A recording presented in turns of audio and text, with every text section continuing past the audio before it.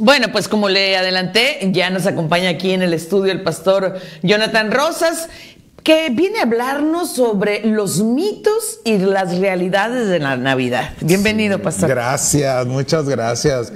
Como siempre es un honor y un placer estar acá contigo. Y muy feliz, muy contento porque ya viene la Natividad. La Natividad quiere decir nacimiento. Y te comentaba ahorita fuera del aire que soy abuelo, ¿verdad? Por primera ocasión. Felicidades. Gracias. Entonces, el nacimiento causa mucha alegría. Sí, sin duda. ¿Verdad?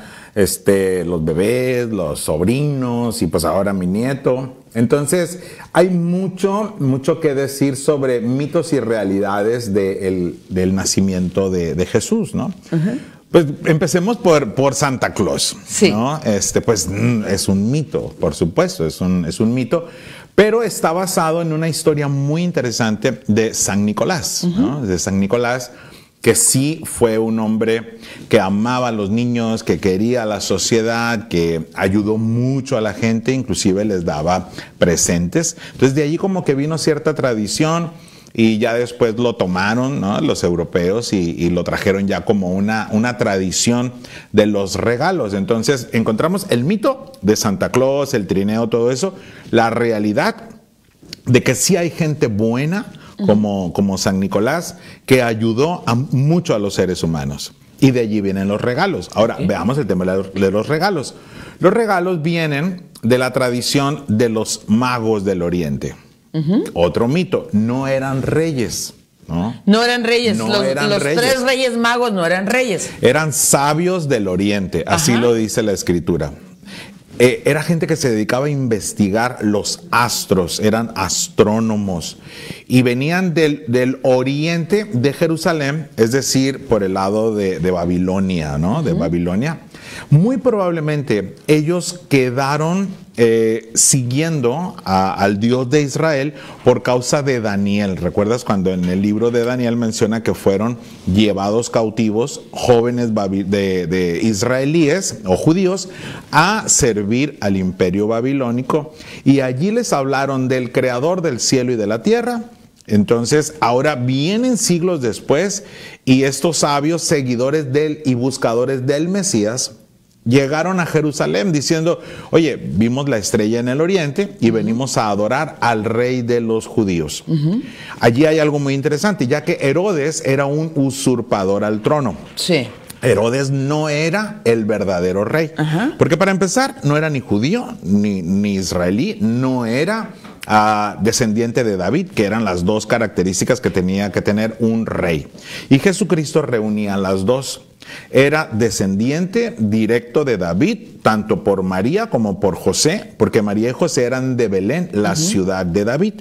Y esto es muy interesante, ya que Belén está a 10 kilómetros de lo que era la puerta de las ovejas del templo de Jerusalén, que ahorita queda una sola pared del templo. Pero en aquel tiempo los pastores que velaban las vigilias de la noche eran sacerdotes que cuidaban las ovejas. Eso es muy interesante, porque esas ovejitas eran las que iban a llevar al sacrificio judío, al templo. Entonces nace Jesús en Belén. No había un portal como tal, ni era un establo, era una cueva. Hasta el día de hoy, la mayoría de las casas de Belén están cerca de una cueva, y en las cuevas se ponían los rebaños, porque eran pastores que cuidaban las ovejas. Eso es interesantísimo, ya que acuérdate que Juan el Bautista dijo, Él es el Cordero de Dios que quita el pecado del mundo. Todo tiene un símbolo espiritual muy, muy bonito, ¿no? Jesucristo un día entró por la puerta de las ovejas y había un estanque y allí sanó a un hombre. Ese estanque también es muy interesante, ya que ese estanque se usaba para bañar las ovejitas antes de llevarlas al sacrificio. Entonces Belén, esa es una gran realidad. Y cuando llegan los sabios del oriente, no llegan a Belén. Ya Jesús no estaba en Belén. Recuerda que dijo Herodes. Porque huyeron de Belén. Sí, ellos se fueron de Belén. Les dice Herodes a los sabios, a los magos del oriente, les dice, oye, ¿en dónde van a ser? No, pues en Belén. Pero la estrella que habían visto en el oriente desaparece y vuelve otra vez a aparecer. Esa teofanía, esa estrella como una descripción. Aunque sí hay un texto en el Antiguo Pacto que dice que Dios iba a levantar la estrella resplandeciente, o sea, el Mesías, ¿no? Entonces ellos ven esta descripción y los lleva a Nazaret. Jesús ya estaba en Nazaret. Recuerda que se profetizó que saldría de Nazaret, nace en Belén, se va a Nazaret y ya dice Mateo, llegando a su casa, a la casa de Jesús, allí le adoran con oro, incienso y mirra. El oro, porque Jesús es un rey. Incienso, porque donde quiera que se quema incienso en cualquier cultura, tiene que ver con la divinidad, con la oración, con la introspección, con el rendimiento. El incienso es porque Jesús es digno de ser adorado como Dios.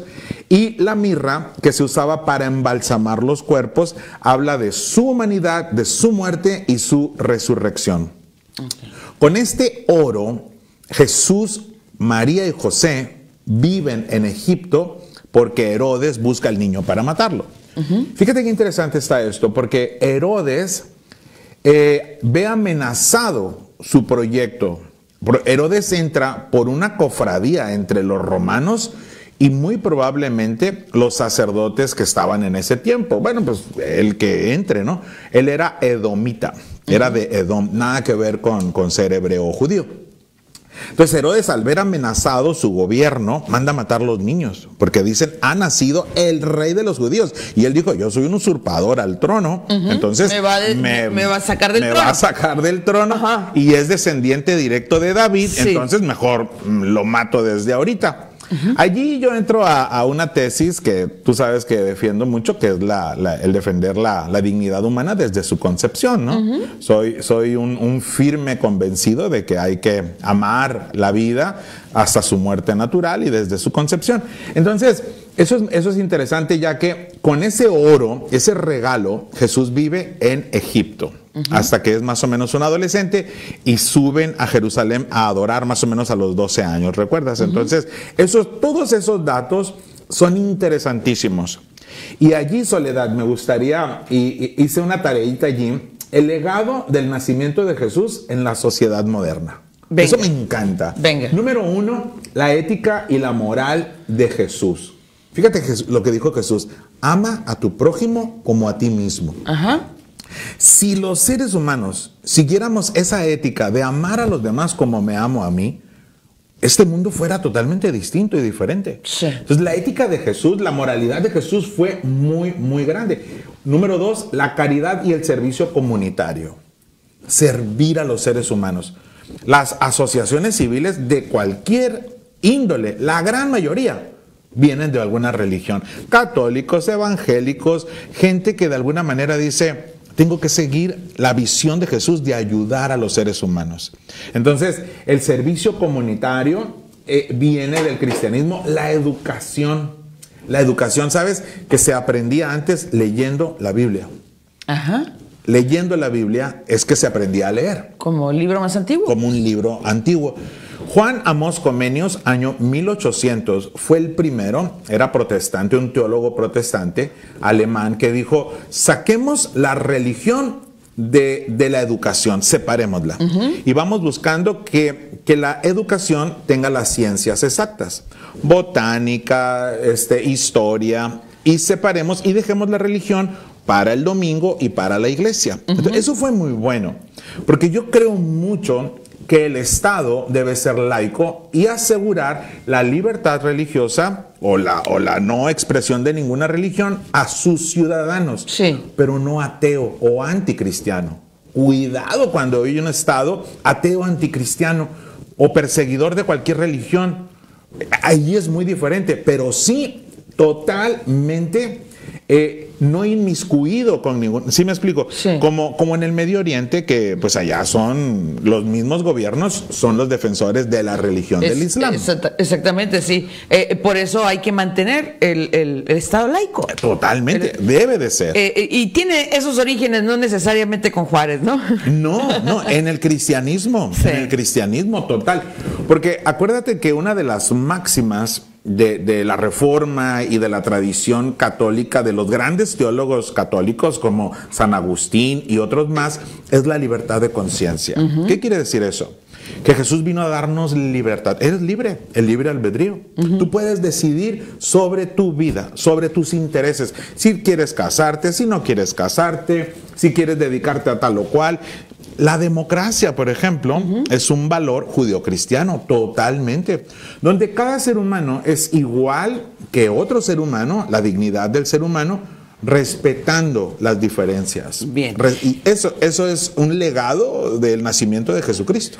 Ok, entonces, pastor, en virtud del tiempo, ¿cómo nos recomienda usted vivir la Navidad? Qué gran pregunta, qué gran pregunta. Número uno, en familia, que es otro de los grandes legados del cristianismo. Jesús, María y José, una figura de familia. Los sabios del Oriente, una figura de los amigos de la familia, los tíos, ¿no? Sí.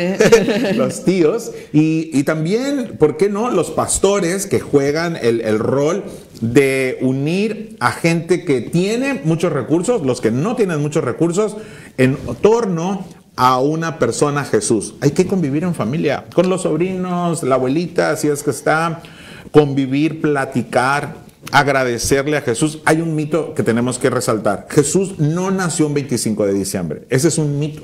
Jesús debió haber nacido por ahí como en el mes de septiembre. ¿Por qué se celebra en el 25? Porque vino a contrarrestar las tradiciones paganas. Entonces, ¿qué se dijo como en el siglo 300 después de Cristo? ¿Sabes qué? Tenemos que hacer algo para contrarrestar el paganismo. Ajá. Acuérdate, la entrada del solsticio de invierno. Entonces, pues vamos poniendo, como no sabemos la fecha exacta, pongamos esta fecha. Y es bueno, porque al final nació. Jesús nació y tenemos que celebrarlo en algún momento. Hagamos un pastel y digamos, Jesús, vamos a celebrar tu nacimiento, así como el cumpleaños de cada quien, y darte gracias por la vida. Y no importa la religión que seas, aun si no tienes religión, la gratitud es el aroma del corazón. Somos más plenos, más dichosos cuando somos agradecidos. Así es. Ahora, para mí me queda bien claro algo. Si Jesús no hubiera sido una realidad histórica, ¿tú crees que los apóstoles, los discípulos y las discípulas de Jesús hubieran estado dispuestos a morir por una mentira? No. La era cristiana, el inicio del cristianismo, habla de los mártires de la fe. Todos los apóstoles y muchos de discípulos y discípulas, porque también había muchas mujeres cerca de Jesús, estuvieron dispuestos a dar su vida por esa visión de Jesús.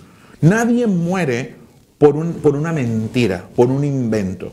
O estoy súper convencido, o Jesús es la realidad más real del universo, o es la mentira más cruel que nos han dado. Claro. Y para mí es una realidad. Bueno, sí, ya precisamente echando mano del libre albedrío, ya cada quien decide. Exactamente. Pastor, le agradezco mucho que haya venido a compartirnos esta información, con la intención de que quienes nos están viendo y escuchando, pues lo canalicen en el beneficio de sus vidas y de sus familias. Muchas gracias. Para servirle.